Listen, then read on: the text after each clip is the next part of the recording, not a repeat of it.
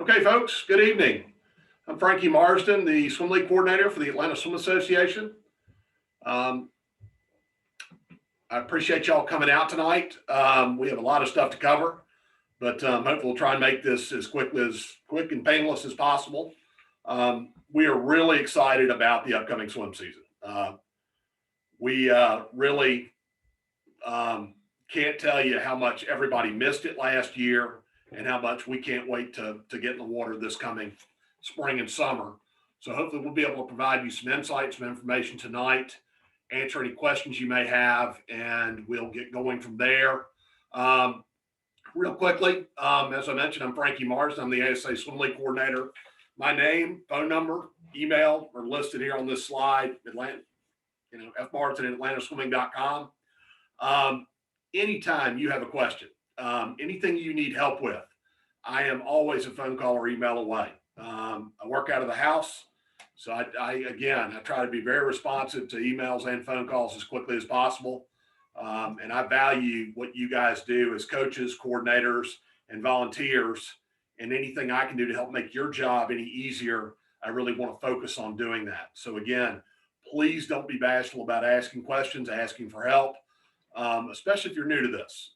This can obviously be one of those things where, you might feel like you're drinking from a fire hose if you're brand new to this. And there's nothing I hate seeing more than people struggle when help is just a phone call or email away. So again, please don't be shy about asking me questions. There are no dumb questions. And a lot of times what you think might be a dumb question actually will help not only you, but probably help other teams in the process. So, the other big thing I obviously want to lead off with is the same thing I tell you every year. Even in COVID, we are, again, the Swim League, Atlanta Swim Association, exists for one really important purpose, and that is to get kids involved and engaged in competitive swimming at the grassroots and introductory level. We're like the entryway for kids into swimming. So the important part about that for us as a league is, and this is a culture we've tried to create, embrace, and nurture through the years, is we want to encourage having fun. We want to encourage good sportsmanship. We want to instill in these kids the concepts of goal building, hard work, teamwork, and all those good things that youth sports hopefully will, again, not just in our sport, in every sport, are a big factor. So again, we're here, to not necessarily create the next Michael Phelps or Katie Ledecky. They might come out of our program. That's where those two came from. They started out as summer league swimmers. They didn't just miracle themselves into the Olympics. So we're here to get the kids in the door, get them involved, give them a good, fun experience, and keep them there. So we're not one of these win at all costs, bend the rules till they might break type organizations. I hear soccer is a wonderful sport. So, but again, honestly, that's really why we're here to do this, is to really get the kids in the door, give them the most enjoyable experience they can have, and frankly, keep them in the sport. Because again, I think we've got a great sport that's done a lot of good things for kids in the community. So we want to keep going down that road. Next slide, please. Just a couple of quick things to cover as far as the meeting itself.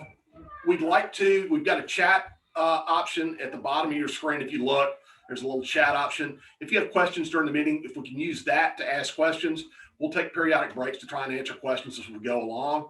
And then obviously at the end of the meeting, we'll cover anything that we haven't covered yet, and hopefully again, answer any questions you may have. That will hopefully keep the meeting moving along quickly and keep things done as efficiently as possible. If you get to the end of this meeting and have something that, you didn't get answered, email me, call me. I'll be happy to, help you out, tonight, later tonight, tomorrow, or, at the end of the week, you think, oh my gosh, I didn't think about this, but now I've got a question. Again, just reach out to me and let me know. Next slide, please.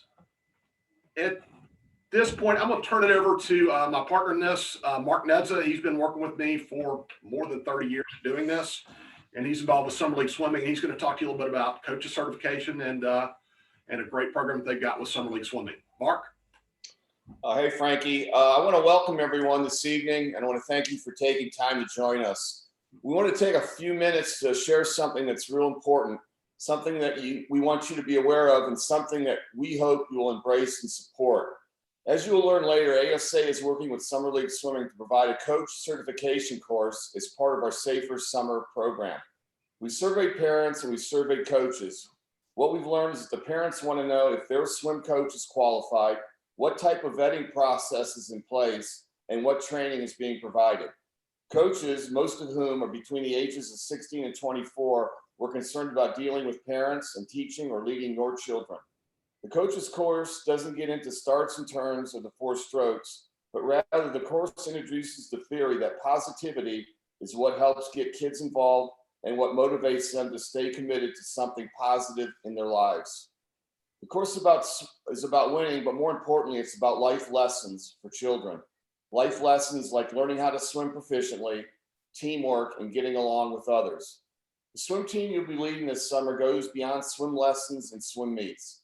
We believe that after a summer of swimming on a local neighborhood team, that every parent can have a high level of confidence that their child, if they find themselves in harm's way in a lake, river, or stream, could save their life or help save the life of another. What you do is important, and what you do matters. In the course, you'll find professional swimmers who young coaches can relate to. Gunnar Benz grew up in our league and began his swimming career at the age of 3 with the Nottoway Newts. Gunnar went to swim for Dynamos and then the University of Georgia, where he was a 4-year letterman and an All-American. Probably the highlight of his swimming career came when he won a gold medal at the 2016 Rio Olympic Games. In the course, Gunnar shares that Summer League is about having fun and that a coach he had made a huge impact on his life by always being positive. No matter how good or how bad Gunnar swam, his coach was always positive. Nick Fink is a world champion and American record holder in the breaststroke. He talks about good sportsmanship. Olivia Smoliga is a world record holder and Olympic gold medalist, and she talks about how, as a 17-year-old high school student, she went to the Olympic trials and got 4th place. She shares how upset she was with a 4th place finish and how her coach said that she'd have another chance to make the Olympic team. Well, 4 years later, Olivia made the United States Olympic team, bringing home the gold. Natalie Hines, an African-American swimmer who swam for the University of Florida, is a 14-time All-American. She shares how when she lost, how mad she got, and how her coach helped her to feel and learn that doing your best is what ultimately it's all about. The course is important because its basic premise is that children do better in a positive environment. Young children especially need positive reinforcement. In the course, we talk about 5 positives to 1 negative. We teach the concept of sandwiching, criticism, where 2 slices of bread are the positives and the meat in the middle is criticism. For example, hey, Sally, you swam great. Unfortunately, you got DQ'd for a one-hand touch. Let's work on our turns in practice, and I'm sure you'll do better at the next meet. ASA is much more than swim practice and swim meets, as you can see. The sport of swimming helps children develop mentally, physically, and socially. The sport of swimming helps young adults develop positive leadership skills, skills that they can use for a lifetime. The course has been so well received that we're making it available to parents and volunteers. We can introduce programs, ideas, and certification, but we can't have the swim league we have without your help. Remember that if times get hairy, as they are prone to on meet day, your impact and influence is of monumental importance. When those times come, and they will, please take a moment to take a deep breath and know that as crazy as it may seem to you, the vast majority of kids and their parents are having the time of their lives. Thank you, and we look forward to a positive summer. If you have any questions, comments, or concerns, please feel free to let us know. Thanks, Mark. So, moving along, we've got a couple of league partners that we think will be helpful with regards to your teams getting ramped up that we'd like to highlight. And I'm going to turn it over to Evan Nylander at this point. Next slide, please. And let him kind of highlight these guys. Yeah, thanks, Frank. Yes, even in a virtual environment, we know that in our March meeting, we like to do a couple vendor profiles and introduce our teams to some resources that make your summer a little bit easier. Obviously, this year being virtual, we've got a little bit of a package for the next few minutes to kind of walk through a couple of these long-term providers and partners with us. So 2 of our swim outfitting and swimsuit companies we want to start with. The first of all, we're going to start with the Swim Atlanta Swim Shop.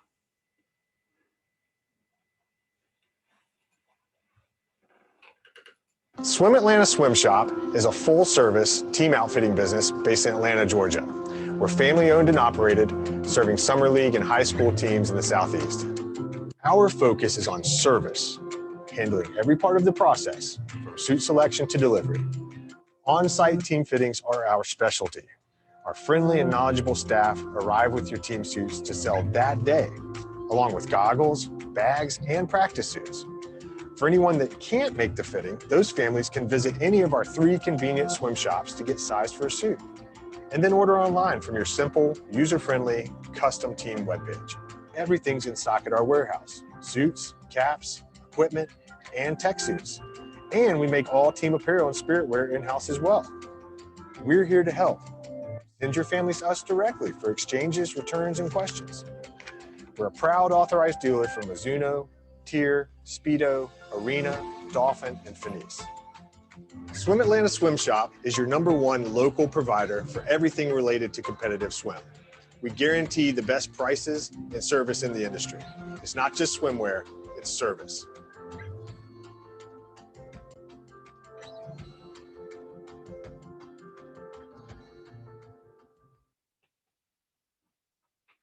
And thanks to Swim Atlanta. So just to summarize, Swim Atlanta is a great local option with 4 locations here in and around the city. They've done a great job of giving us team fittings that work on your team schedule.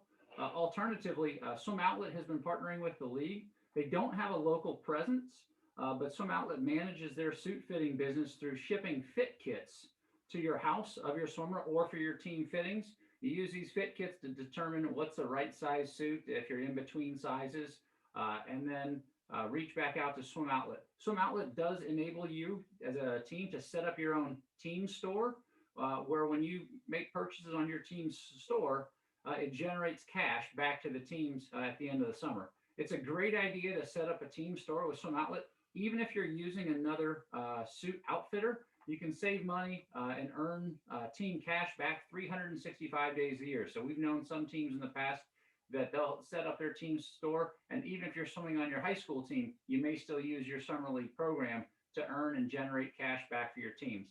On the left-hand side of the screen, Amy Johnson is the contact for Swim Outlet. She can help get you set up, and we have a YouTube video that we'll send out after the meeting with this information, along with all of the vendor profile information will get sent out here after the meeting. The next organization we want to introduce you to is Hammerhead Swim Caps. They've been a newer company in the space, but they are all about speed and swimmer safety in the water.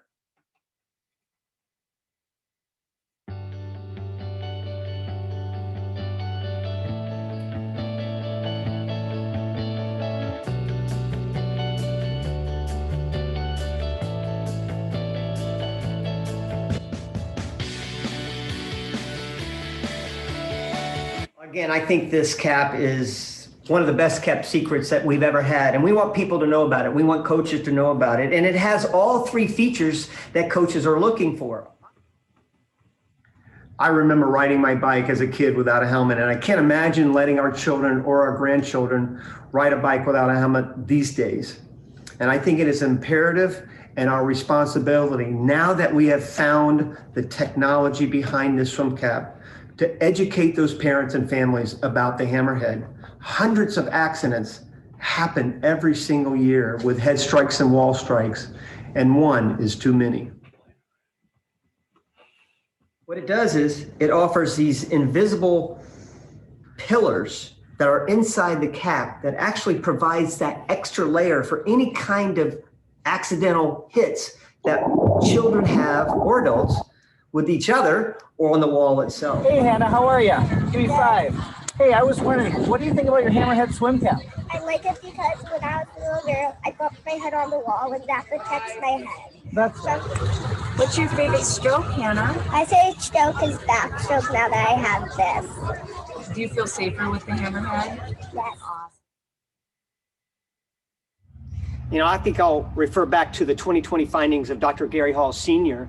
and the Race Club, where they did a test on drag reduction, comparing the Hammerhead swim cap with a typical silicone swim cap. And they found that racing at top speed, it reduced that drag force by up to 10.5%. And when you think about that, let's take a 50-meter race that you swim in, say, 33 seconds. That drag force is reduced by about 0.6 seconds. I won the Olympic Games in 40/100ths of a second in a 100 race, 100 freestyle. So can you imagine in a 50 race having that time drop by 0.6 seconds? It is astounding to think that this cap can provide that. Amazing. The cap itself is made from one solid piece of premium silicone. In fact, there are no seams in the cap itself, so it is the most durable and comfortable cap a swimmer will ever own. And the quality, the safety, and the speed that this cap provides, it is second to none. And I'm so proud to be able to say that this is something that we can introduce to generations to come. I would like to personally invite you to take a closer look at Hammerhead and integrate it into your swim club, because there is absolutely no downside.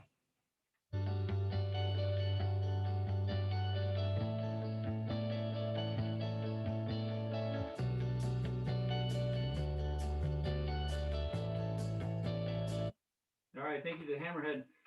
The next one, we try to get feedback, and based on some feedback we got from the teams in 2019, teams are looking for more spirit wear and apparel wear specific companies. So new this year, we would like to introduce Embroidery Express to the ASA teams.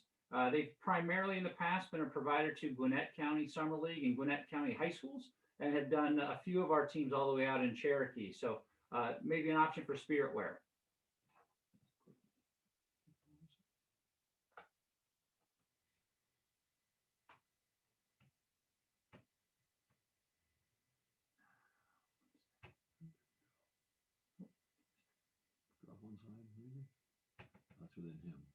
That's within him. Yeah, go back to it. That audio?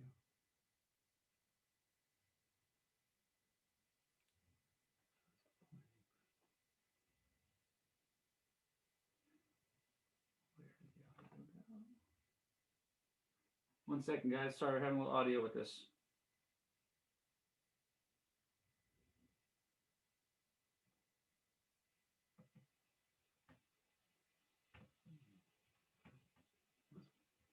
I'm going to talk through this for Embroidery Express. I apologize, guys. Embroidery Express has been in business since 1996, primarily in screen printed apparel. They do official swimwear for Gwinnett County Swim League and Gwinnett County High School Swim and Dive.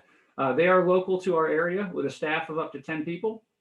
They're able to do t-shirts, swim caps, hoodies and pullovers, tie-dyed shirts. Long ago, a lot of us grew up with the idea of specialized, personalized embroidered towels. Those are always a popular hit. They've done those for many, many years. Hats, and also they do a team web store. So what you'll see on this next slide is that they created their own team web store for the Orange Shoal Otters of our league here. It enables you to go out and pre-pick. So what you'll see is that if they create a team store through Embroidery Express, at the point in time of your registration, you can direct families to go to your team web store that Embroidery Express has set up for you. They can order t-shirts, swim caps, towels, whatever you decide as a team that you want to set up in your team store. They're pre-ordered, so your team never has to hold inventory or guess how many shirts or towels you need. The great point of this store is you get to tell Embroidery Express when to turn off your store.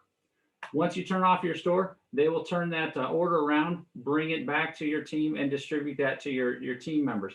So that way there's no money to collect. All of that is managed through Embroidery Express. Every order will have the individual bag by swimmer's names.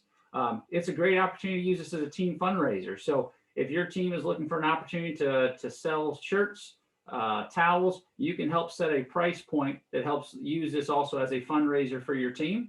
And then Embroidery Express will return a check back to the team for the portion once it's delivered. Logos, graphic design, they're able to help if you'd like to change up your team logo design. They'll build the web store for you.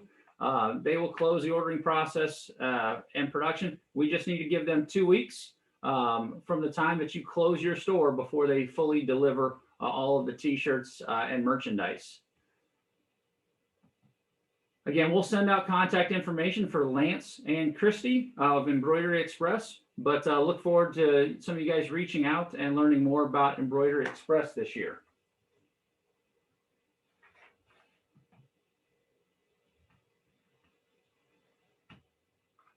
The next category we want to talk about briefly is team photography. We know that last year we didn't do much for team photography. That is usually a favorite for a lot of teams to be able to capture the moments of your kids swimming, as well as the team photo. I can't even begin to guess how a team photo would look this year with social distancing, but it doesn't preclude the fact that a lot of kids and families really cherish having that photo done. And our first partner has been a partner for over 20 years in the Atlanta Swimming Leagues, is Photo Ventures. They offer free coaches photos and gifts for any team sales over $500. Photo Ventures guarantees delivery of photos within 8 days. With a staff of photographers, Photo Ventures works not only to ensure that you get the preferred photo date, but is also able to provide makeup dates if weather or other factors require a later date to be planned.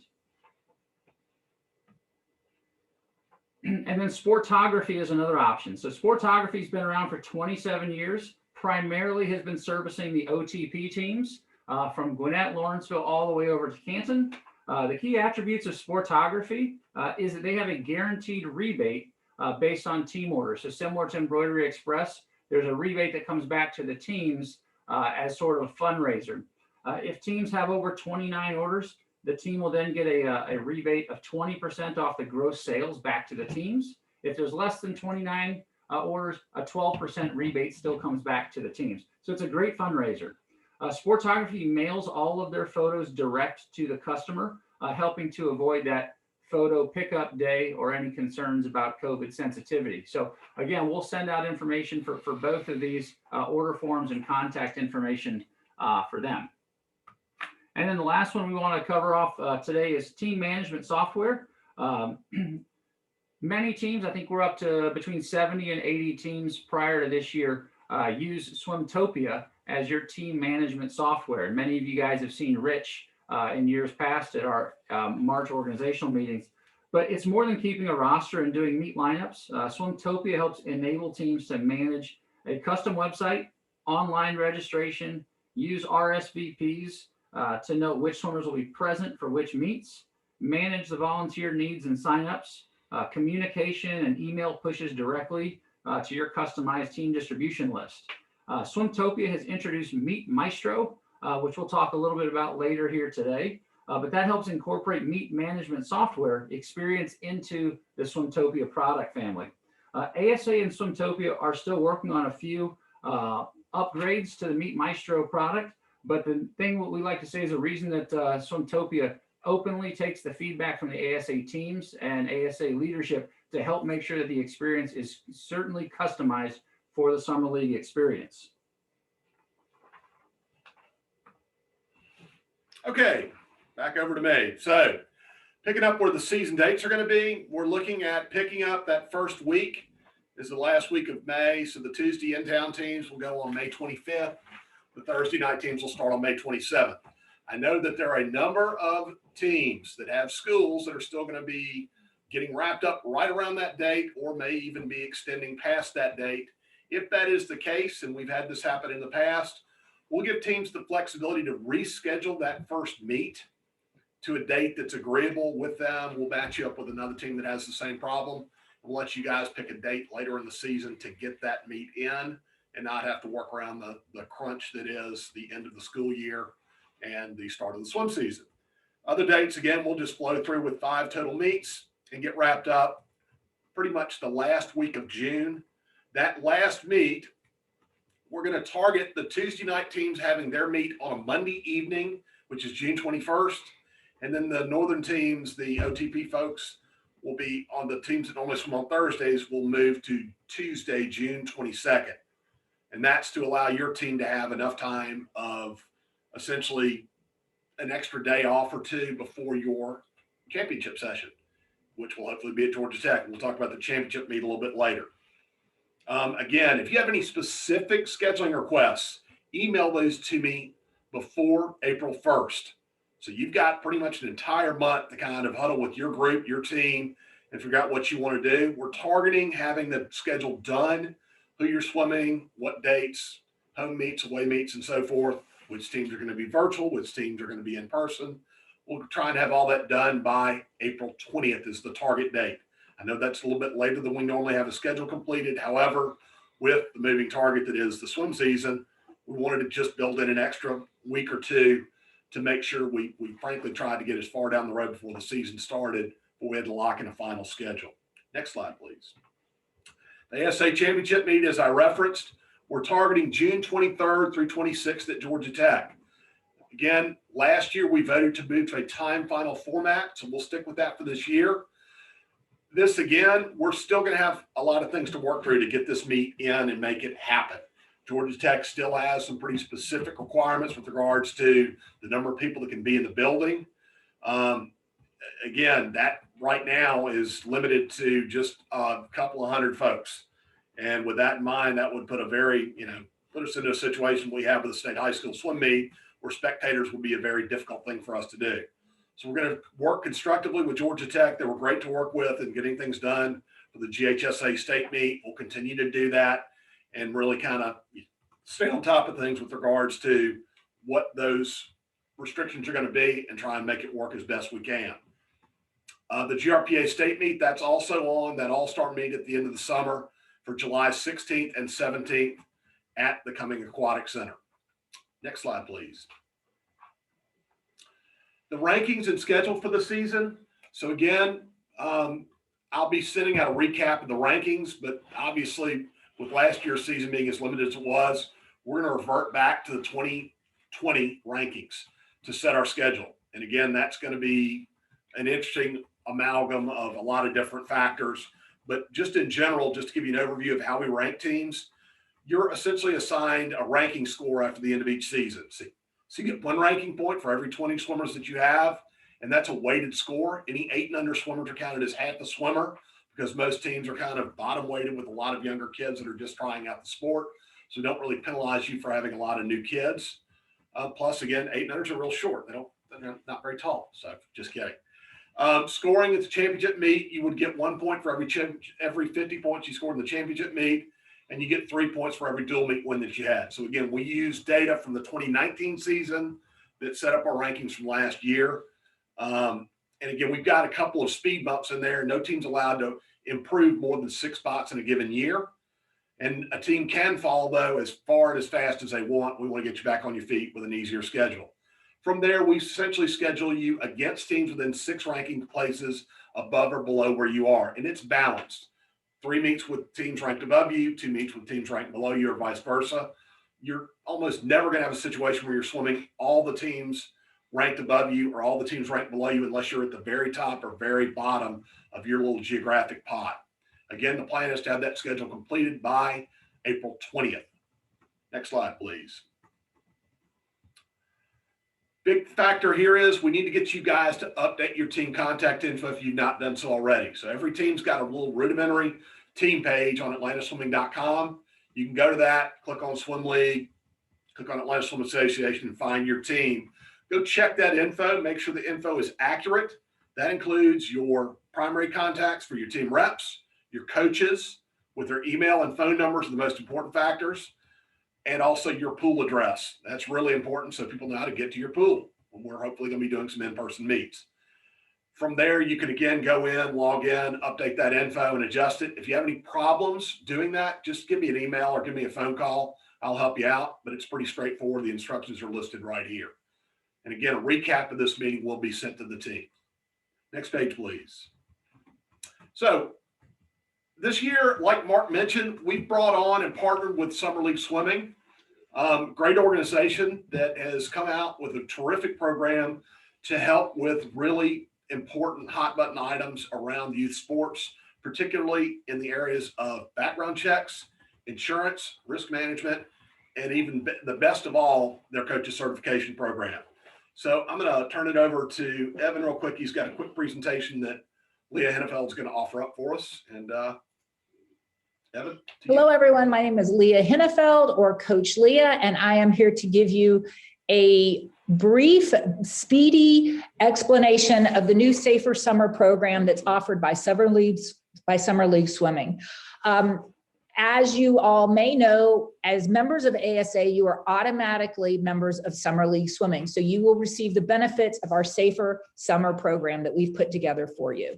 The components are a coach certification course, background checks, insurance, our handbooks, youth protection training requirements, and we've got sample staff, volunteer, and coach application forms, as well as updated waivers of liability that include COVID-19 language. So let's address each of these individually. Our coach course, we've partnered with Positive Coaching Alliance. It is the same course that we offered last year. The difference is this year, it is going to be required that all coaches and assistant coaches take the course and pass with an 80% on the final exam. The good news is there is no additional cost for the coaching course this year. It is included with your ASA Summer League Swimming membership. If you recall, the course was a leadership course. It teaches positivity in coaching. It teaches communication skills. It is specifically designed by swimmers for Summer League swim coaches, and it's hosted by Olympians, American record holders, and NC2A champions. It's a great course. It gives great leadership skills both on and off the deck. It takes about 45 minutes to complete, and I will be providing a link for all of you to give to your coaches so that there is no charge to them to take the course. The second benefit in our program are the background checks that we offer. Again, for the coaches this year, background checks are required for all coaches and assistant coaches. They will not be charged. There will be a link they will be given so that they can get their background checks and the free of any additional charge to them. Our background checks are different because we offer what's called a level 2 check. A level 1 check is what you see very inexpensively online. It usually relies on the National Criminal Database, and it does not do individual checks at the local courthouse. The problem is that 50% of counties do not report to this database. That means that there's a lot of opportunities for mistakes to be made in the background check. We've partnered with Sterling Enterprises to bring a level 2 background check. It offers everything that a level 1 background check does, which includes the national database search, the sex offender registry check, the government watch list, and a social security trace. But in addition, there's an automatic current county and state of residence search for each candidate for the last 7 years. And we also offer free monthly updates. So if anything should happen after the coach has been hired, you'll be able to be notified of any problems. Once again, coaches, assistant coaches, that is included. And the insurance is a part of your ASA fee that covers your swimmers. It covers your team in terms of general liability, and coaches and assistant coaches are also protected under the insurance program at no additional charge. Our program is unique. We have great limits for the liability and the excess accident. We offer sexual abuse and molestation coverage and also defense against false claims. That's a big deal. If somebody is falsely accused, the insurance will step in and provide protection to them. And also you have coverage during your practice and your competition. A lot of insurance policies that you see online do not offer that. You have to get an additional policy for your meets, but all of that is included in your insurance program. If you do have volunteers, officials, or staff that would like to be covered under the program, the accident and the sexual molestation protection, all they need to do is do a background check through Sterling and our company. The cost is $18 for a background check. For a level 2 background check, we've got a great price secured. If they take the background check and pass or cleared with the background check, they will be part of the insurance package as well. And I can give you details on that through email. Our handbook includes youth protection training that every adult who has contact with a child must review. It goes into detail on the practice of grooming, which anyone should be able to identify so that they can keep the children safe. That's the process that child predators will use to get a close relationship with a child, often behind the backs of the parents. So we have very clear training on that and additional free training that's available through the Safe Sport website. And all of this is outlined in our handbook that everyone can get access through our website. We also have a risk management program for the teams to make sure that your pools are safe for your children and your swimmers, and that the guidelines are followed that are necessary for insurance. We also have additional terms and conditions. We are offering an updated waiver of liability that includes COVID-19 language. And we also offer a sample application form that you can use for your coaches, any volunteers, and any staff members that gives you the questions you need to ask to make sure that you're protecting yourself and protecting your swimmers. Again, the cost for the coaches, no additional cost. Your ASA fees, that's determined between you and Frankie. And then if anyone wants to be a part of the insurance program, all they need to do is sign up for a background check for $18. I will be sending an email out through Frankie with all of the details. And if you have any questions, feel free to reach out to me personally at Coach Leah, CoachLeah @iCloud.com. Thank you so much for your time and allowing me to present our Safer Summer program to you. Have a great day. Bye. Thanks, Leah. Hello, everyone. My name is Leah Hinnefeld, or Coach Leah, and I am here to. We're gonna let her go again. We've got an encore performance. So now we're really excited about partnering with Summer League Swimming on this. We think it's a great resource to our teams, to our coaches. Specifically, I think the coaches certification course is a really great addition to our league. And again, so if you do have questions, feel free to direct those either to me or to Leah. We'll be happy to help you out in any way that we can. Got a question real quick? Yeah.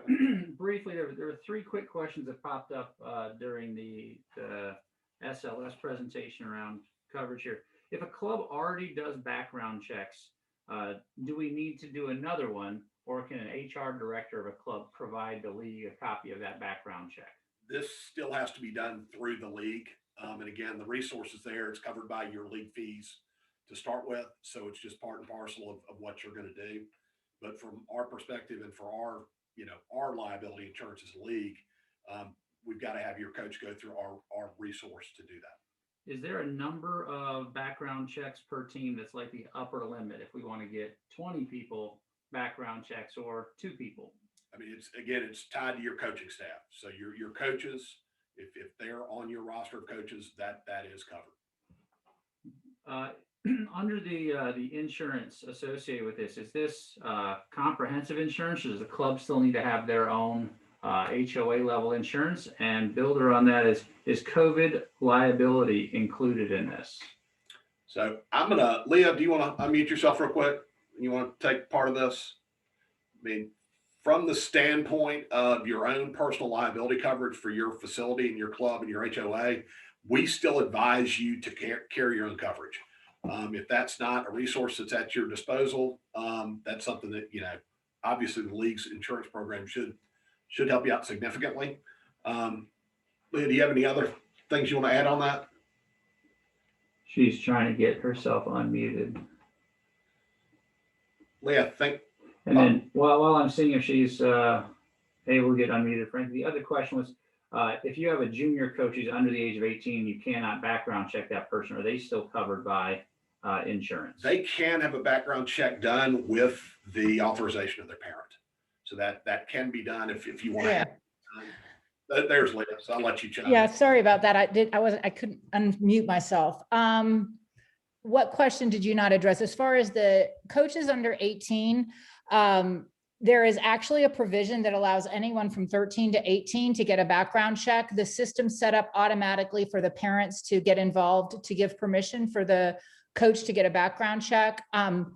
From an insurance standpoint, and then just basically for streamlining, anybody who is listed as a coach or an assistant coach with your program would be required to get the background check. And that's, and because of the requirement, that's why we've worked it out so that the individual coaches don't have to pay for it. Does that answer that question? that came up was with regards to COVID specific coverage with the insurance policy. The waiver has the COVID liability, and I believe the insurance is going to have the COVID protection as well. Okay. And I will confirm that. I will confirm that on the COVID protection, but the liability, the waiver of liability that we've put together was drafted by an attorney. Obviously, if anyone has a legal staff, it would be, it's recommended that you have anybody review it, but we do have the template there for you. Right. So, okay, thanks. Any other questions, Evan? Nope, you can keep going, and All right, some of the moving other on. questions are going to get covered as we go through. Okay. Moving on. Next slide, please. So, COVID protocol update. So, just to kind of highlight a couple things. In 2020, we had 30 teams swim. It was all virtual, but there were no significant problems or issues. Again, we didn't end up on the news, which was a positive thing. However, the teams that did swim, I think, had a very good experience. And to a man and woman, I think that they were all really pleased that they did it. It was kind of that thing that, I think that it's such a integral part of everyone's summer. So I think that provides a lot of positive momentum going into this summer. I think that it's proof positive that certainly we can do it. And now we've got a year of experience under our belt. Obviously, again, I'm not an epidemiologist. However, I will say this, that a lot of the trends recently with regards to the numbers with regards to COVID, the fact that there is a vaccine now, we're definitely going in a very good direction. So we're very confident we're going to have a swim season this year. As far as this year goes, like I said, I'm yet to hear from a team say they're not planning on swimming this season. In fact, everyone that I've talked to is they're raring to get going. So the big thing right now is, if you have not started the conversation yet with your HOA, with your pool board, with your pool management company, you need to do that now. That theoretically, if you're going to hit a speed bump in this, that's your most likely. The one bit of feedback I've had from teams is that they've got to have a pretty frank conversation with the HOA to get their comfort level to where they want it to be to let you have a swim season. So again, starting the conversation now is crucial. So you can iron out things, so you can talk to other teams. So if they need to talk to me as the league coordinator, we can provide them the information that they need to feel confident that they can do this and do it responsibly and do it safely. The other big thing is communicate with your families. A lot of families are, they're making plans already. So you've got to kind of get to the front of the line and let them know, hey, there's going to be a swim team this year. Because otherwise, if they're on the fence as to whether or not they're going to send a child to camp or make other travel plans or things like that, if they know that there's going to be a swim season, then they're more likely to kind of stick around and swim. So that's a crucial part of things. Next slide, please. Practice suggestions. And some of this is coming from last year. Some of it's coming from what's happened more recently. But the bottom line, we go back to what we did last year. It's the responsibility of each team to follow what your local health authorities and their guidelines are with regards to social distancing, mask wearing, any of those factors that come into play that are just general safety concerns. That's going to be something you need to stay on top of with regards to your local government, because it may vary from Fulton County to DeKalb County to Cherokee County. They're all different. And we cover a pretty wide geographic area with the league. So we can't necessarily put our arms around one definitive set of rules with regards to what we need to do. But in general, there are just some common sense things that teams can do with regards to what the CDC, the State Department of Health, and again, your local health authorities are going to tell you to do. And those are specifically going to come into play when it comes into factors like how many people can be on your pool deck at a given time. So again, currently the state of Georgia still limits gatherings to a maximum of 50 people. But the big loophole in that, and loophole's a bad word, but the exception to that is that if there's enough space for people to socially distance in a particular area, you can have more people on a deck. So some of these pools, I know one in particular, I'm not going to name names, but I know that they were able to have upwards of 200 people present at their pool, and they did so all summer without incident. So again, that's going to go back to communicating with your HOA, with your pool management company, and finding out what that number is going to be, because that might determine whether or not you could have an in-person meet or whether or not you could have a virtual meet. Again, like I said, many pools have the space to accommodate more people. So this is going to be, like I said, the big driver in how many kids you can have at practice. And again, some of that's going to fall back into how many kids you can safely get in the water at a given time. A lot of the models that we've seen for practices allow up to, maybe 5 kids in the water at a given time.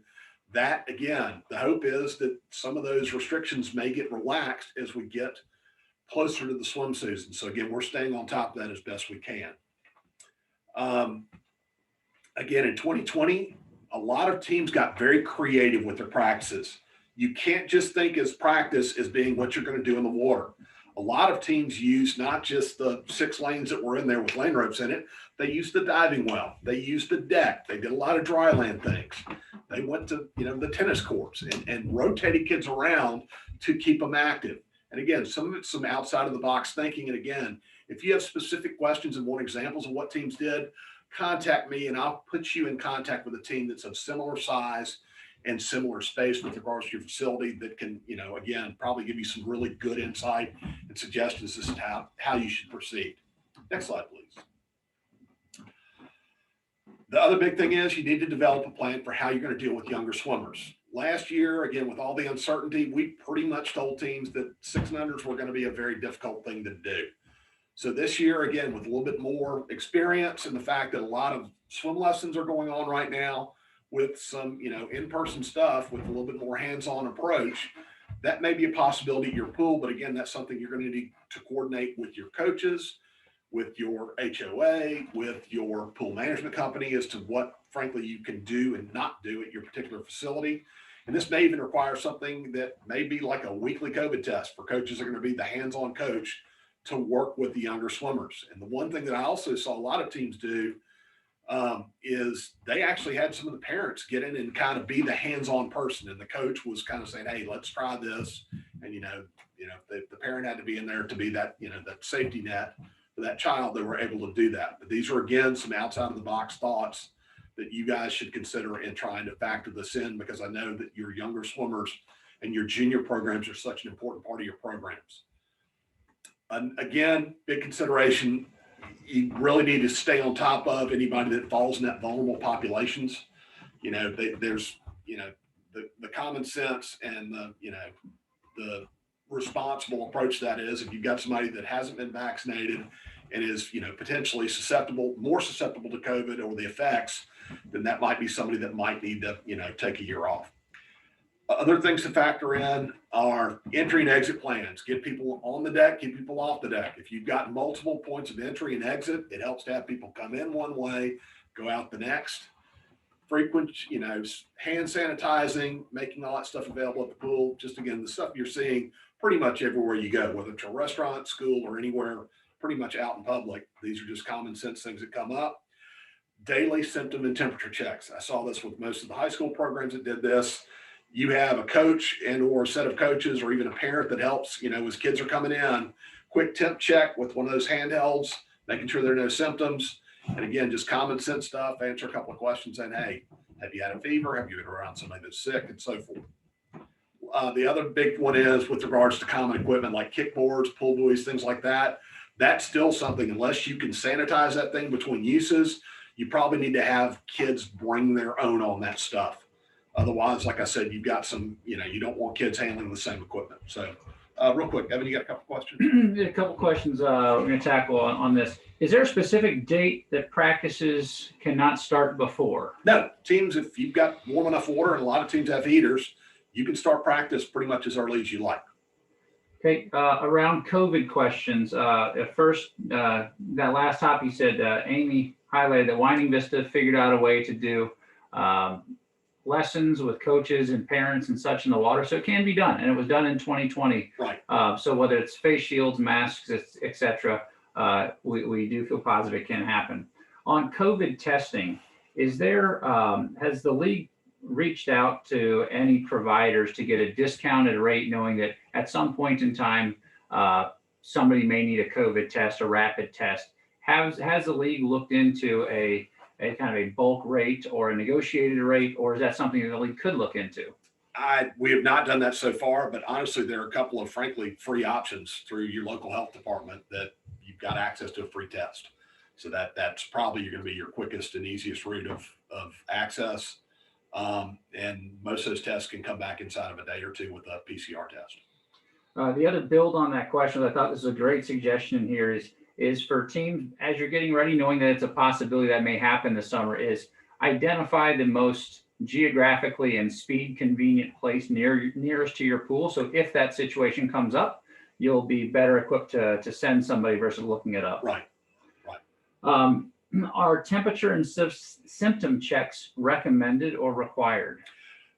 They're recommended. I mean, again, it's going to be, like I said, it's not something that's specifically required in any venue throughout the state.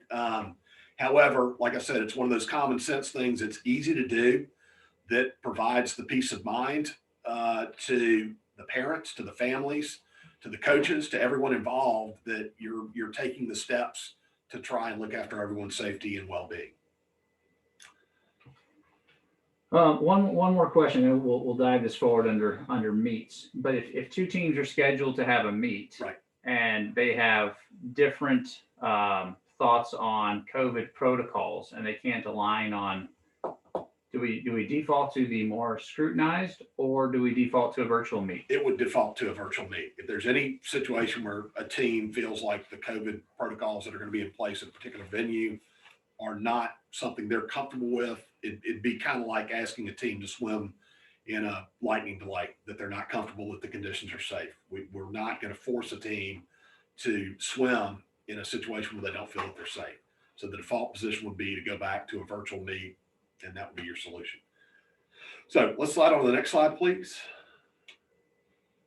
So again, like I said, continuing on the tilt about practices and so forth, like I said, if you want more specific examples, drop me an email or give me a phone call, and I'll put you in touch with a team that might either be nearby or at least of similar size. The venue might, their pool might be of similar, configuration, that they can give you some direct feedback on how they did it. Like I said, we've got 30 teams that swam last year, and they ranged in size from, as few as about 20 or 30 people up to, we had one team swam with 200 people.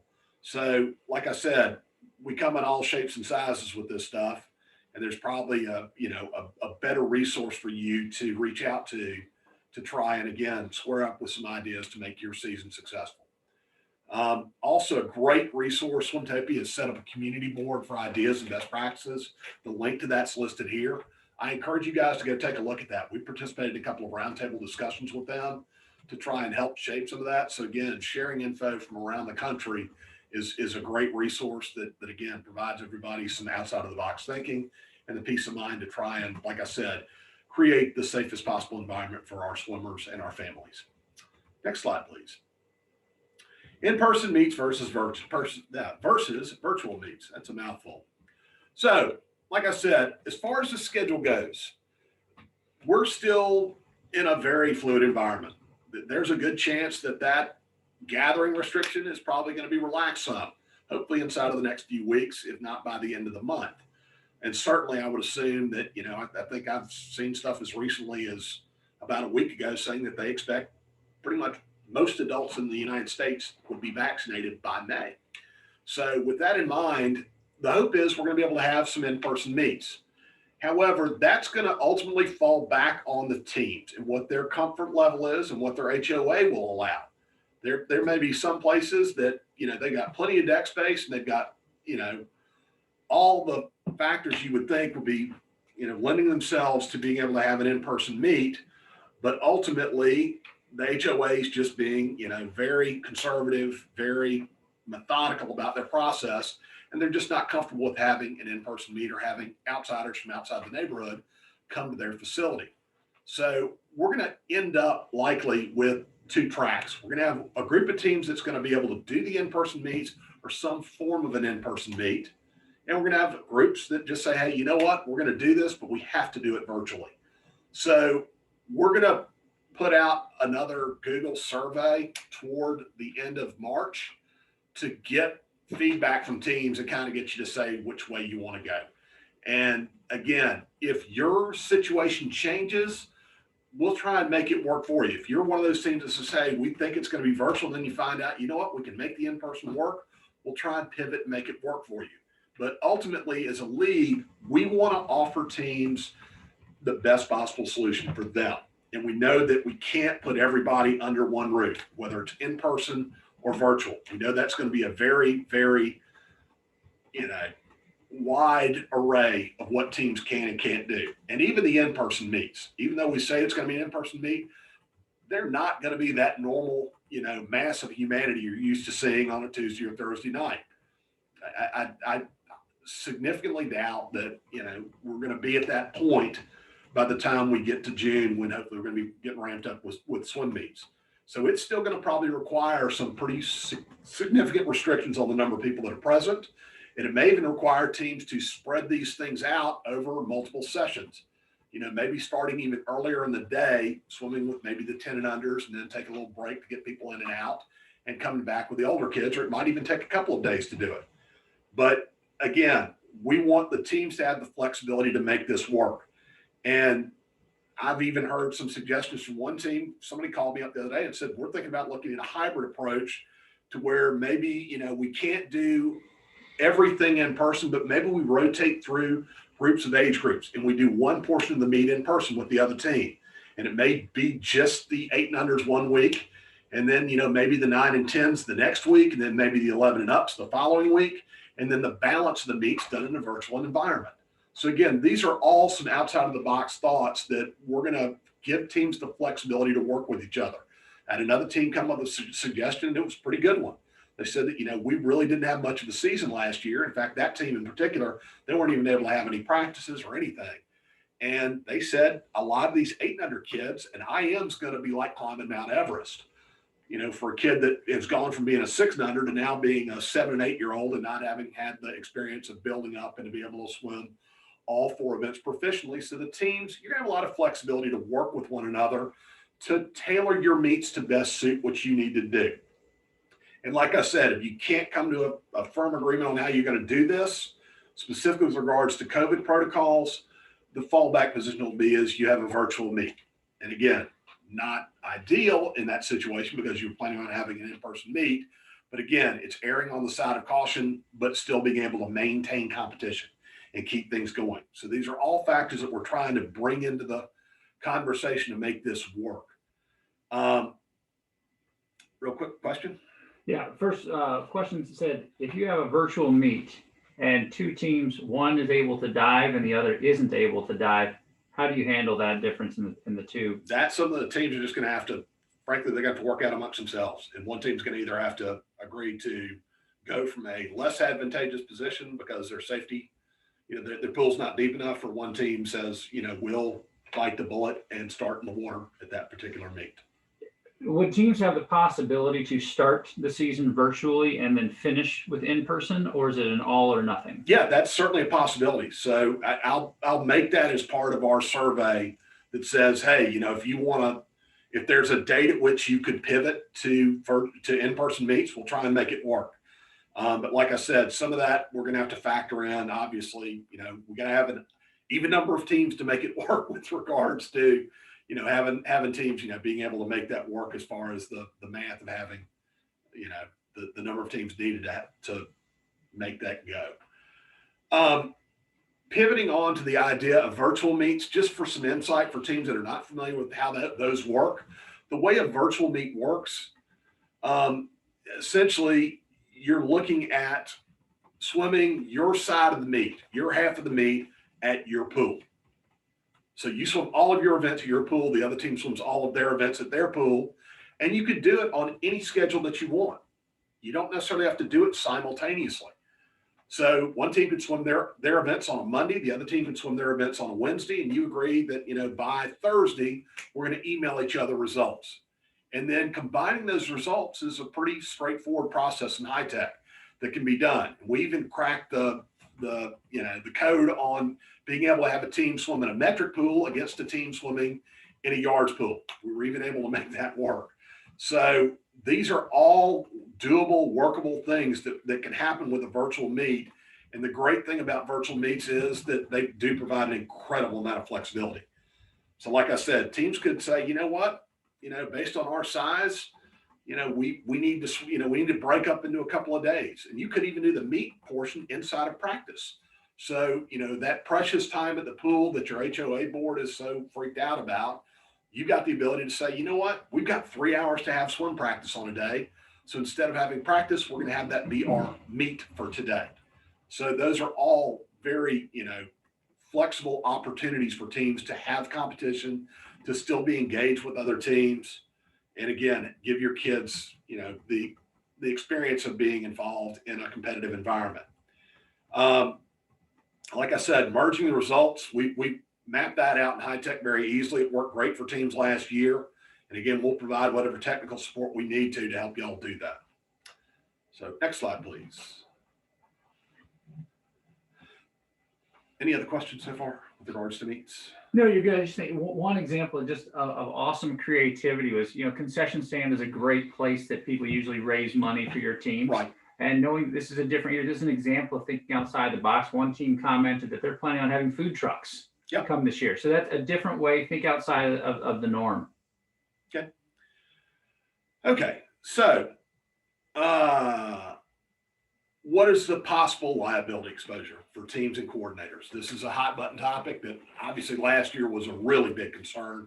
So we got some help on this. The state of Georgia passed pretty, thorough legislation last summer that provides protection facilities and people involved in coordinating things and organizations, frankly, protection from lawsuits based on somebody saying, I got COVID at your facility, your event, or whatever else. The two big components on this, though, that you need to follow in order to make sure you're protected, first and foremost, you need to follow the general safety guidelines that are out there, that are published by the CDC, state and local departments of health. You need to follow those rules. So if you are taking the steps to try and maintain social distancing, taking the steps to limit the number of people that are on the pool deck at a given time, taking the steps to have, to do the symptom checks, to do the things on the front end when people come into the facility, having things available at the facility with regards to, hand sanitizer and all the other things, reminding people as part of everything that you do, hey, wash your hands, go through the common sense things that we've all been told to do over the last year to stay safe and stay healthy. If you're doing that, that's the greatest level of protection. The other big one is signage. You've seen it. Anytime you walk into any place these days, whether it's a school or restaurant, any building that's out there, there's signage up that says right off the bat, that you're walking into a place and you might get COVID here, and that coming in. So with that in mind, if you have the proper signage, you're taking reasonable steps to do the responsible thing, you're going to be pretty well protected with regards to liability. Can I say it's a guarantee that nothing's going to happen? No, there's no guarantees out there when it comes to insurance companies and lawyers. God love them, but sometimes they can get a little on the kooky side.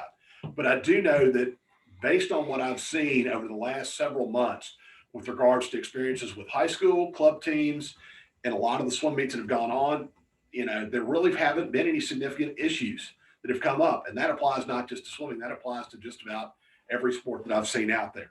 So again, the big part here is get the signage up, follow the rules. And if you do that, you should be in good shape. Next slide, please. Registration, late fees, refunds, etc. So open your registration now. If you're planning on having a swim team, you need to get that going. Nothing tells people that you're going to have a swim season better than sign up now. If there's any uncertainty, though, as we get toward April regarding the season, we may consider pushing those late fees a little bit. But right now, the plan is for those late fees to kick in mid-April. If we get to a situation where we have to we're not able to have the season, something happens, that completely, we don't anticipate, we'll do exactly what we did last year. We'll refund those ASA fees if that comes up. Again, if your facility, your club, they come into a situation that they didn't anticipate, you get a brand new HOA board and they just say, absolutely not, we're closing the pool for the summer. We're not going to leave you high and dry on that. We'll arrange for refunds of the ASA fees. Your fees, your team's portion of that'll be up to you. But again, we'll cover you on that with regards to that. We did a great job of that last year. Pretty much as soon as a team got, put in a request, we got refunds out inside of a week. Not to, shill for a company too hard, but I've got to tell you, looking at the way those got handled last year, Swimtopia did a spectacular job of handling those. They were the simplest one to deal with. So again, if you're still on the fence with regards to somebody to do your registration, I'd look very strongly at them if that's a concern for you. Next slide, please. Super seniors. So we had a bunch of kids that missed their last season last year. So we want to give them an opportunity to swim. And we've already gotten some feedback on this from the original Google survey.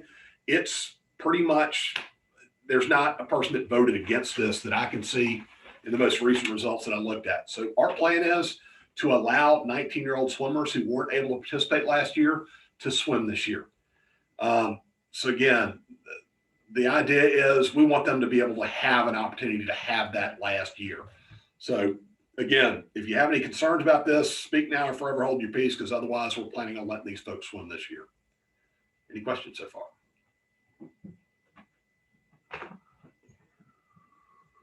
Okay, next slide, please.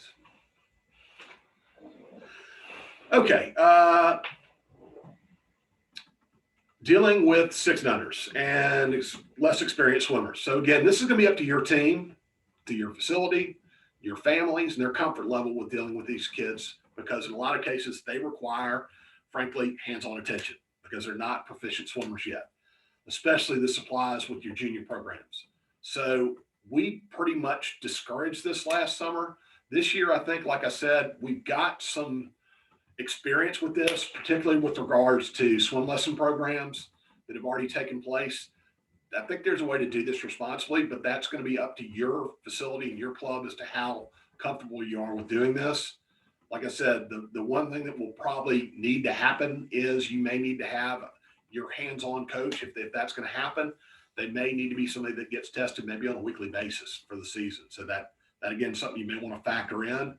And I would communicate that thoroughly with your families and your community, so they know what to expect with regards to that. But the big part about all this is plan now, communicate now, have the conversation now, because it may be something that you think, oh, great, this is easy, we can do it.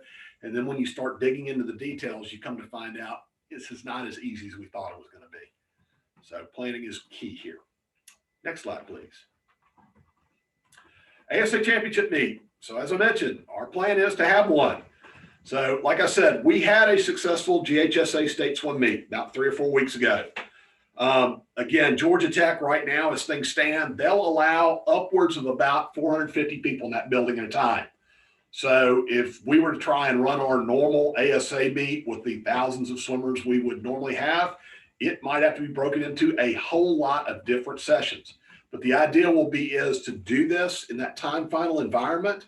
We got 4 days to work with, and with the smaller group, those sessions can run pretty quickly. So we might be able to get 3 sessions in every day. So the numbers could work out to where we can make this work. Again, it's going to be a time final setup where you just come down there, swim your 1 session, and you get your awards and we go from there. The other big thing that'll factor in that will be different than the folks, if you were involved with that GHSA state meet, you know that we really had to lock down who was able to be down there. With a smaller number of teams involved in these sessions, we'll be able to make accommodations for teams to have extra help down there in a supervisory capacity.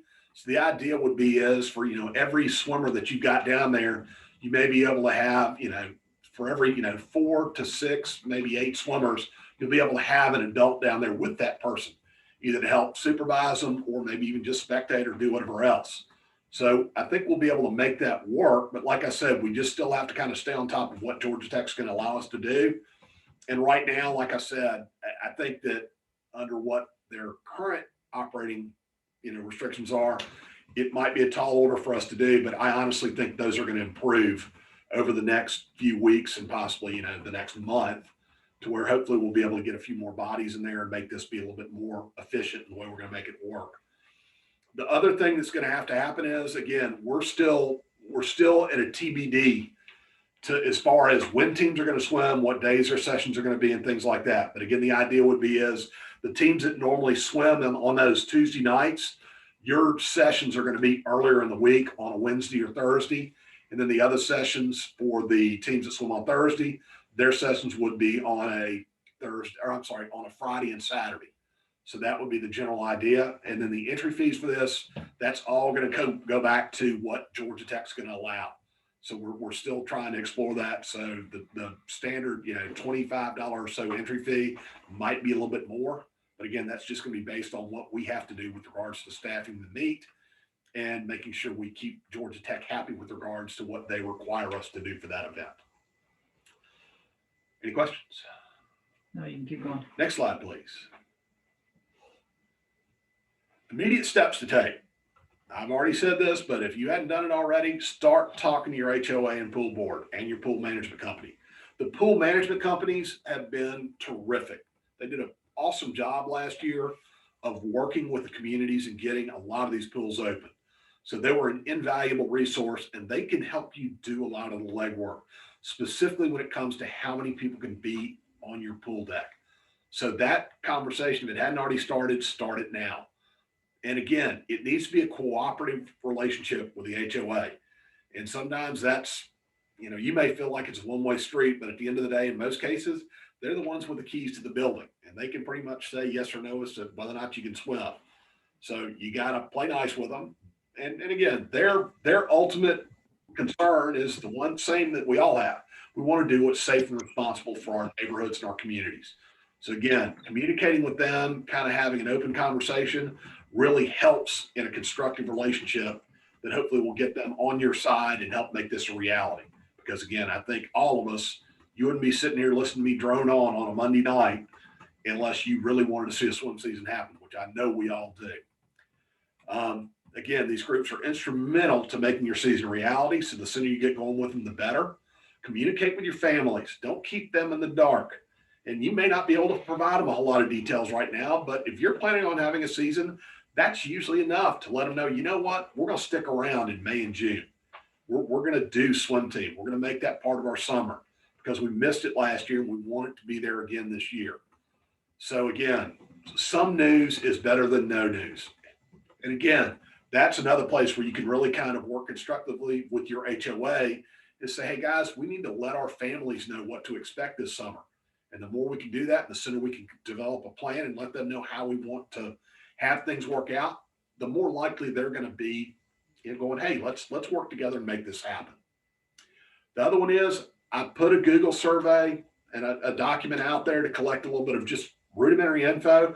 I know a lot of you guys don't have all the answers right now, but whatever info you can provide right now, we'll take it. Because again, it helps us plan for the season, kind of let us know what we're getting into. I mean, we got to do something simple like order ribbons. So we need to know if we got to order ribbons for 30 teams or we got to order ribbons for 130 teams.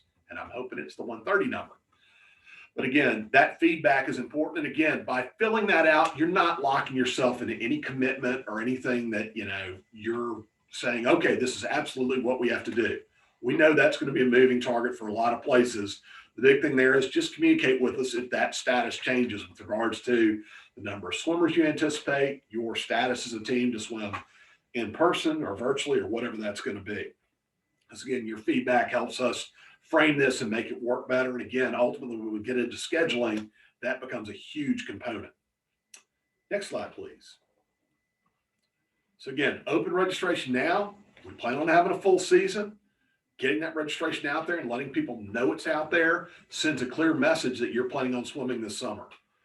Get in any meet requests now. So again, we take requests with regards to who you swim, when if you're going to do in-person meets, when you can host a meet, when you can't. And even if there might be the occasional team out there that you might want a vacation from, we can do that too. But I need that information sooner rather than later. And the flat deadline for that will be April 1st. And that can be done either via email to me directly, or you can turn around and put that in your Google Doc in that Google survey. Also, update your contact info for your team. So if you're new to this and the new coordinator or the new coach and you want to start getting emails and communications from me, go ahead and update that info. That's how we populate that publication list. So again, make sure you go ahead and do that and do it now, please. Next slide, please. Team registration and sign up. So the fees for this year are $33 per swimmer. The championship meet is, again, we're still TBD on that. We still got to work out what that's going to involve with Georgia Tech with regards to our expenses. The league waiver and concussion awareness statements that you're supposed to include remain pretty much the same, but we are updating that to reflect COVID language that should already be in there, and also the Summer League swimming portion of that. So again, those are updated directly on the Swimtopia site in the shared forms. It'll also, again, if you're using Team Unify, you need to coordinate that with us. We'll make sure we get you all that info as needed. If you're using like a registration platform other than Swimtopia, again, please be sure to include those waivers that we have on the league website. Question, Evan? Yeah, one question is there going to be a minimum number of meets, either in person or virtual, that a team's going to need to compete in order to qualify for the ASA championship meet? So that requirement would be what it always has been. If kids swim in one meet, they're eligible to swim in the ASA meet.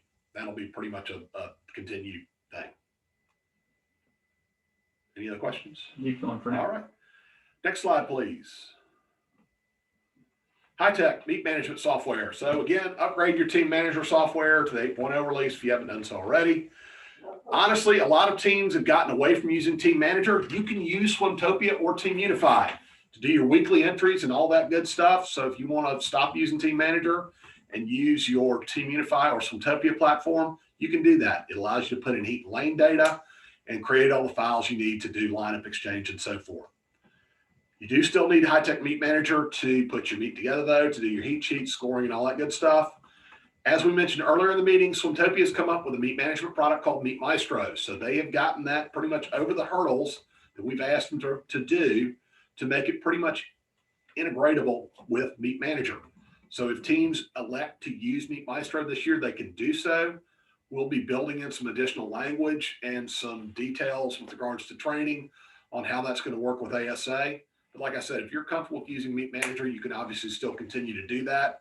And again, we'll still do our regular high-tech training that we do every year. It'll probably be done virtually as we did last year. And it will be specific to cover both the virtual meets and the in-person meets as needed. So again, if you've still got Meet Manager, if you're still using Meet Manager, make sure you go in, open that software up, check on click on the check for updates box, make sure that software is current and ready to go.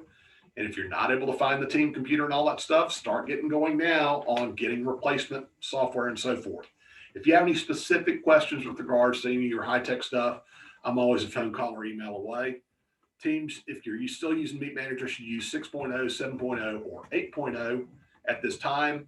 If you've got the 6.0 or 7.0 release, they've come out with an 8.0 version of it. It, frankly, between you and me, it isn't worth the price of admission.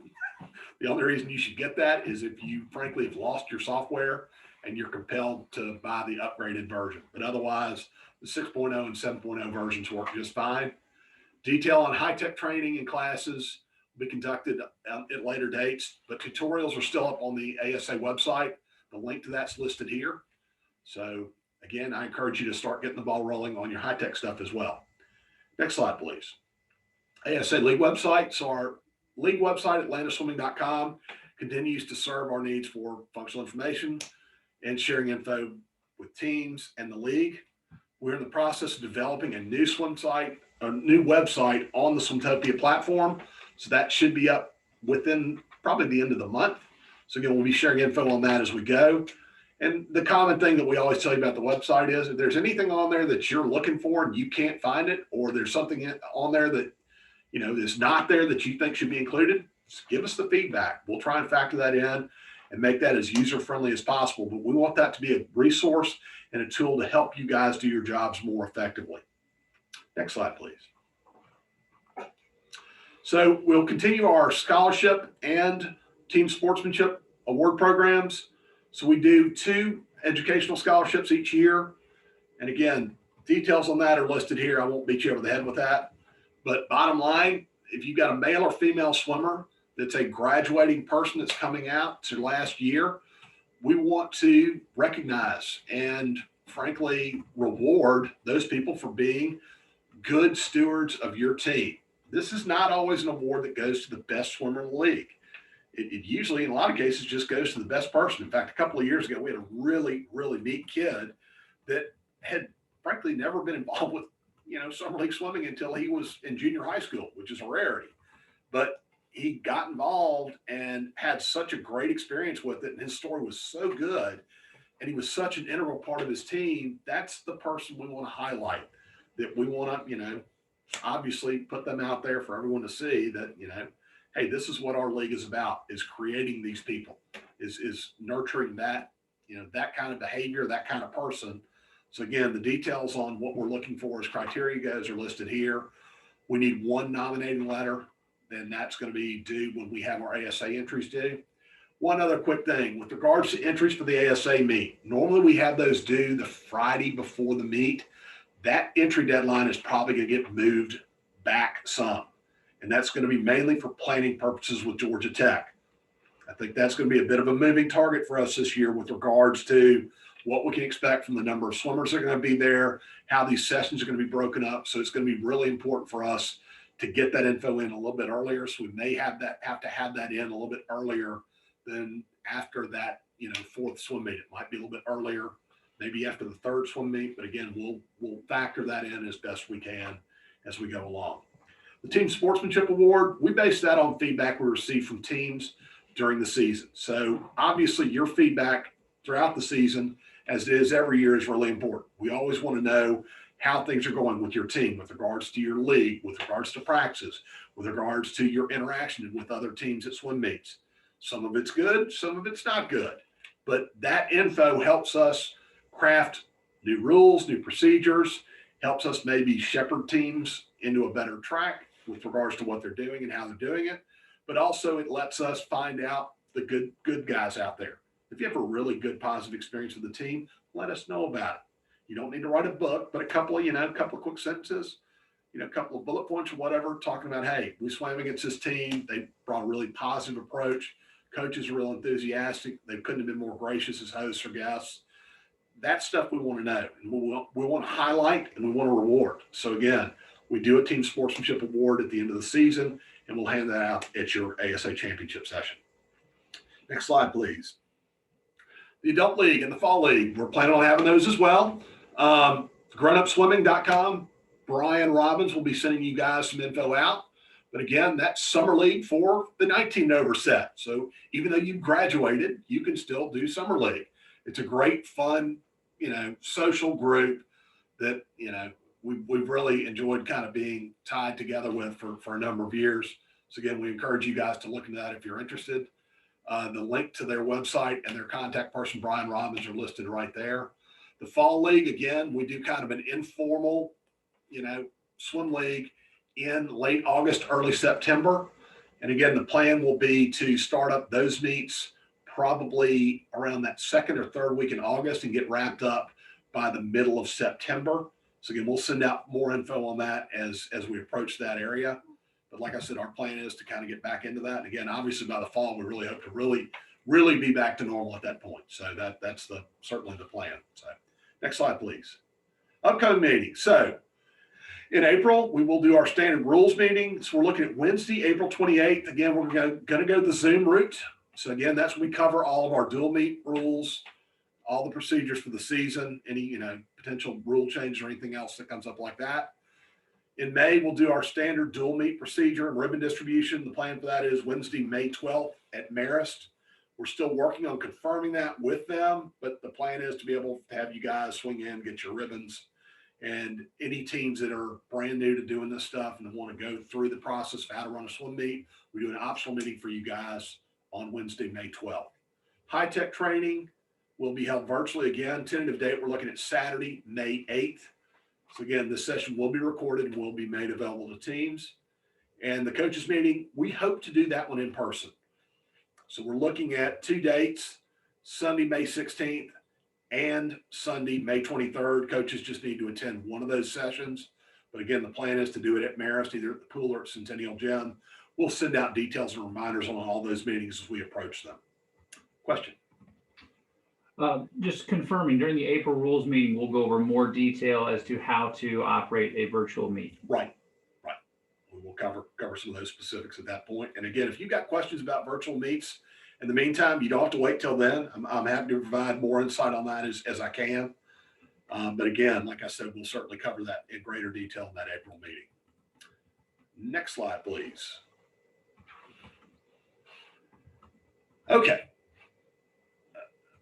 I really can't thank each and every one of you enough for not just this year, but last year. A lot of you guys really stuck it out and tried to make it work, to the very end. And we did have some teams that were able to have seasons, but for the ones that really, stuck it out to the very end, finally the HOA just said, nope, not going to happen. I can't thank every one of you for staying with this and keeping this alive. And more importantly, for keeping what I think is such a really important part of these kids' summer still going. Because to me, this was something that was dearly missed last year. So you as team coordinators, as coaches, your role in this is so crucial and so important. And you guys sometimes can get lost in all the craziness that goes on. But at the end of the day, you've got hundreds of kids, families, parents that have a really, really great experience every summer because of the great work that you put in. And you guys are the ones that have created the positive culture that we have in our league that we want to continue doing. So to that end, I cannot stress how much I want to be there as a resource for you in any way, shape, or form that I can. I am always there to answer phone calls, to answer emails. I don't care how late you call, how late you send an email. I'm usually going to answer it right away. So again, if I don't, I'm usually probably helping somebody else, but you're next on the list for me to help. So again, please don't be bashful about asking for help. Again, I know you've got extra challenges in all this, so we want to make this work for you. Again, we're really thrilled to be looking at a swim season. It's going to happen, guys. We're going to make this reality this year. So to do this, we want y'all to come along for the ride. I think it's going to be a lot of fun. We all missed this last year, so we really can't wait for this summer to begin. So again, stay tuned, keep in touch with the emails. And like I said, we'll do our best to provide you as much guidance and info as we get it. We want to be very open in our communication with you and give you as much useful info as we can. Sometimes it might feel like being carpet bombed with emails, but more often than not, it's hopefully useful information. So again, my email, phone number listed right there. I think that's the last slide. Am I correct? Correct. So are there any other questions? Yes, we'll leave the chat line open here for probably the next 3 to 5 minutes. That's the end of the presentation content, and we'll throw questions out if they've not been asked. The first question, as always, our experienced Kevin Cassis and Lauren Sanders want to know if they attend the April rules meeting, does that exempt them from showing up to coaches meeting? Only if you know the words purple hippopotamus. So yes, coaches can exempt their coaches meeting requirement by coming to that April rules meeting or participating in that. So we'll find a way to make that work and keep track of who came and who didn't. We will send this presentation and recording out at the end of this meeting. A second question, given the challenges of the U.S. Postal Service over the holidays, is that why Corinne Klivanoff has not received her 2020 Coach of the Year award? That must be it. Corinne, it's coming, I promise. I see you smiling there. And by the way, hi, Virginia Lane. I see you too. So, any other questions? So in reference to no significant incidents last season suggests that we didn't really have any incidents last season. Is that fair? No, I mean, look, we had some teams, they had kids get sick. I mean, and it wasn't necessarily the kids. It was, in most cases, it was the occasional coach that was a student at the University of, well, I won't even say what school they went to, but it's up the road around State Road 316, about an hour from here, that might have gone back to go see their friends for the weekend and came home and they were sick. So they got benched, they got sidelined, and they got isolated, so to speak. So again, teams are going to want to build that into their processes. So what do you do if you have a kid that, a coach, or, somebody that gets exposed? It's going to be kind of like dealing with schools and things like that. But in every one of those situations, it wasn't something that a team just sat there and said, we're done, we're finished. We're not having a season, and folded up shop. Every one of them handled it responsibly and did it, to a point to where, like I said, we didn't end up on the news. And that might be kind of a interesting bar to set, But ultimately, it to me speaks volumes to the fact that the teams did a very good and thorough job of planning things out, having thought out every possible contingency in the process of what they were doing. And yeah, they knew what they were going to do. If a coach came back and had a positive test or something along those lines, or got exposed to someone that had COVID, that again, they were going to have something in place and be ready to go and hit the ground running if that happened. Any consideration to have the teams who participated last year send out a Google survey so that we can consolidate best suggestions or something like that? Has that already been consolidated? I think we've tried to factor that into most of the info that we published, but like I said, we'll be happy to bring together as much info as we possibly can to share with teams to, again, give you guys the resources that are out there to let you guys plan for your season. Additional questions? Give everybody 60 more seconds to toss those in. Well, great. Like I said, I really can't thank y'all enough. I'm fired up about this. We're really pleased with the way that the state high school meet went.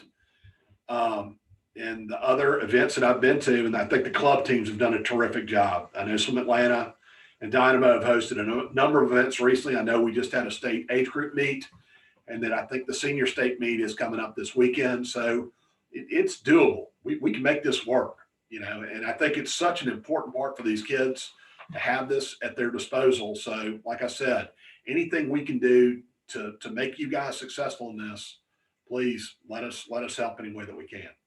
The question around the difference in league fees from last year to this year. Yes. So the increase in fees is based on a couple of factors. First and foremost, the insurance costs have gone up. Additionally, we've had additional expenses have come on board, primarily in the areas of legal fees and some other things that have come in. And we had not had a fee increase for the league for, I believe, this is 3 or 4 years since the last fee increase. So again, the idea is to cover what we can cover and keep it stable for a period of time if we can.